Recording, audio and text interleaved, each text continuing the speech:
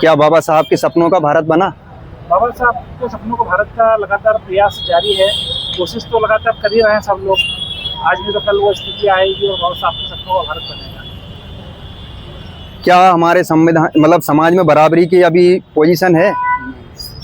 समाज का बराबरी का मामला तो ऐसा है कि ये सब ऊपर का मैटर है। इसमें भी बहुत सारे वर्ग हैं जो प्रयास कर रहे हैं लगातार। हम लोग जहाँ रहते हैं और जिन लोगों के साथ हम काम करते हैं वो तो लगातार हमको बराबर का अधिकार देते हैं और बराबर में खड़ा रखते हैं और बाकायदा हम लोग भी चिंता करते हैं। बस ऐसे ही धीरे धीरे हर चीज़ आगे बढ़ेगी। अम्बेडकर जी की जयंती क्यों मनाते हैं?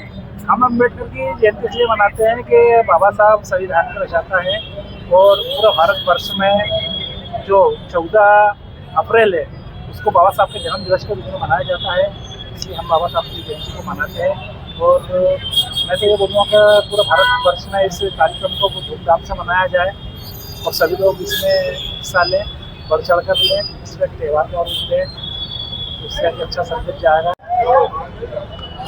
आज अगर बाबा साहब होते तो क्या मतलब है ना, वो क्या करने के लिए आगे बढ़ते? नहीं, ये एक कल्पना की चीज़ है कि बाबा साहब होते। हाँ, बाबा साहब तो हमारे दिलों में है। हाँ, हाँ, हाँ, तो बाबा साहब ऑलरेडी है हमारे बीच। हाँ, हाँ, हम उनकी कल्पनाओं का भारत एक विचार कर रहा है, उनकी कल्पनाओं पर काम कर रहा है। बाबा साहब तो हमारे भारतीय के नागरिक के दिलो दिमाग में है।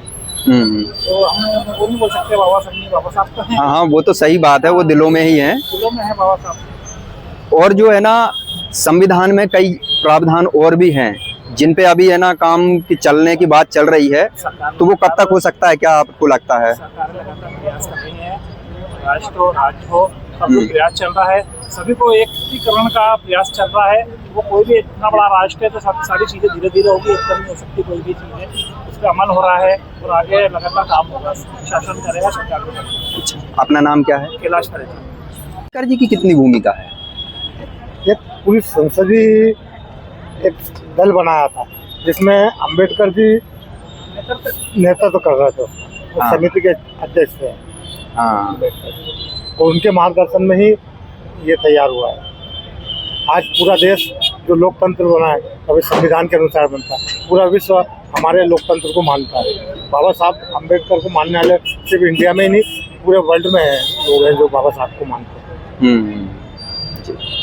और ये जो आपको क्या लगता है, ये जो बहुत सारी संविधान में जो परिवर्तन हो रहे हैं या उनको है ना आगे बढ़ाया जा रहा है, तो उसमें आप क्या विचार करते हैं? देखो, कुछ स्थितियाँ परिस्थितियाँ हर बार निर्मित होती हैं, उनको में सुधार की जरूरत पड़ती है, तो उनमें उसको बदला नहीं जा रहा संविधान में, उसमें कुछ करेक्शन करना पड़ते हैं। वो करेक्शन वो तो स्वाभाविक चीज़ है, क्योंकि अगर है ना अगर आगे बढ़ना है तो करेक्शन तो करना ही पड़ते हैं। प्रोग्रेस होगी, वैज्ञानिक युग आया है, तो हाँ। उसके हिसाब से सभी परिस्थितियाँ बदलती रहती हैं। जैसे अपना कृषि प्रधान देश था, पहले हाँ। कृषि बैलगाड़ी से उससे होती थी, आज आधुनिक हो गई है। सही बात है। सभी चीज़ों में परिवर्तन होना वाजिब है। अच्छा, हाँ, एक नया सवाल है जो उसमें नहीं है। अभी जो मोदी जी एक बिल लेके आ रहे हैं संसद में, कुछ लोग विरोध कर रहे हैं, कुछ समर्थन में है, उस पर आप क्या सोचते हैं? महिलाओं को आरक्षण के बाद। हाँ, तो महिलाओं का आरक्षण होना चाहिए ना, जरूरी है। पहले महिलाएं घूंघट में रहती थी, घर पे रहती थी, घर का काम संभालती थी। आज महिलाएं, ऐसा कोई सा क्षेत्र बाकी नहीं है जिसमें महिलाएं काम नहीं कर रही हैं। भले वो आज कोई सा भी क्षेत्र हो, आज ऑटो रिक्शा से लेके एरोप्लेन तक महिलाएं चला रही है। सेना में भी महिलाएं शामिल हो गई है। आज उनकी भागीदारी हो गई है तो देश तरक्की की ओर जा रही है। जी, आपका नाम क्या है? सतीश कोठारी जी।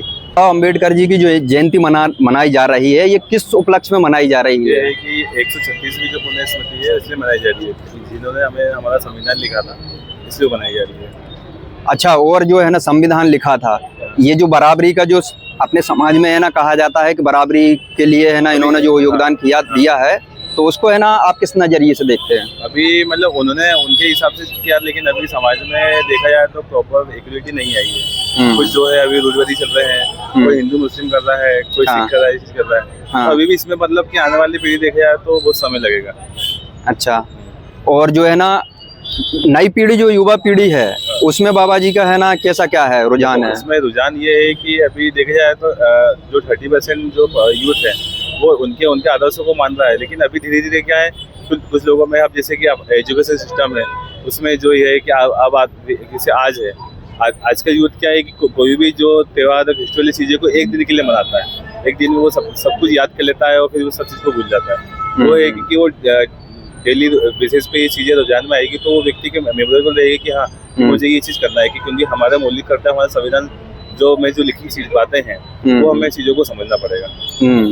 तो युवा जो है कुछ हद तक इस चीज़ को अपनाते हैं कि आज हर कोई मतलब देखा जाए तो कहीं भी अगर कहीं ट्रैफिक रुकता है तो उसके अपने मौलिक कर्तव्य उसको अपने पता है, जिसको वो चीज़ समझता है। तो कहीं कहीं पे देखा जाए तो मतलब एजुकेशन सिस्टम में अगर हमें बदलाव आना पड़ेगा, जिस कारण जो व्यक्ति के युवा जो है हमारा, वो युवा जब भी सीखेगा कि जो आजकल के हमारे जो छोटे छोटे बच्चे हैं, जैसे आजकल देखते हैं कि वो रील्स चलाते हैं, तो उनमें अगर वो चीज़ें चलती जाएगी तो वो व्यक्ति की चीज़ में आएगा, क्योंकि आजकल जो छोटा बच्चा है जो देखता है वो वही सीखता है। तो वही है कि जो हमारा युवा जो देखेगा वही सीखेगा। आपका नाम क्या है? मेरा नाम अंकित शर्मा नाम है जी। में यहाँ पर हमने देखा कि हमारे अनुसूचित जाति वर्ग की इस क्षेत्र में लगभग 5000 व्यक्तियों ने एक साथ वंदे मातरम गाया। परशुराम भगवान की जयंती के उपलक्ष्य में आयोजित होने वाली ब्राह्मण समाज की बैठक में भी वंदे मातरम गाया गया। यहाँ तक कि समाज के सभी वर्ग, सभी तबके, सभी प्रकार के लोग, चंदन नगर में वंदे मातरम हो रहा है, खजराना में हमारे पूर्व पार्षद उस्मान जी वंदे मातरम कर रहे हैं, आजाद नगर में वंदे मातरम हो रहा है। केवल वंदे मातरम कहीं नहीं हो रहा है तो कांग्रेस के कार्यालय गांधी भवन में और गांधी भवन से जुड़े हुए लोगों के मन और मस्तिष्क। यह माफी का एक वीडियो सामने आया है। एक पार्षद से जब पूछताछ हुई थाने में तो फिर उन्होंने बाइट दी और कहा कि देखिए, ये अब लीपा पोती का काम शुरू हो गया है। इस पूरे विषय में स्थिति ये है कि जीतू पटवारी इस बात को स्पष्ट करें कि कांग्रेस वंदे मातरम के समर्थन में है कि विरोध में है, और यदि कांग्रेस इसके समर्थन में है तो वो इन दोनों महिला पार्षद को कांग्रेस से बाहर का रास्ता नहीं दिखाई, और यदि वंदे मातरम गाने का विरोध करने वालों के विपक्ष में है तो कांग्रेस उनको निश्चित तौर पर बाहर करेगी। किंतु कांग्रेस आज वंदे मातरम का विरोध करने वालों के साथ है, समर्थन करने वालों के साथ में नहीं है। इसलिए कांग्रेस को अपनी आचरण से ये बात स्पष्ट करना पड़ेगी कि वे उन दोनों जिन लोगों ने वंदे मातरम गीत का विरोध किया है उनके समर्थन में है या उनके विरोध में है। किंतु जीतू पटवारी प्रेस कॉन्फ्रेंस लेने आते हैं, आप सब जब उनसे बोलते हैं तो वे भारत माता की जय बोलने से मना कर देते हैं, वंदे मातरम बोलने से मना कर देते हैं। तो कांग्रेस को ये सोचना पड़ेगा कि वंदे मातरम किसी धर्म या भाषा का गीत नहीं है। वंदे मातरम इस देश के स्वतंत्रता आंदोलन की आत्मा था, और आज भी इस देश के लाखों लाख 140 करोड़ से ज़्यादा भारतीयों की राष्ट्रभक्ति का प्रमाण यदि कुछ है तो वंदे मातरम।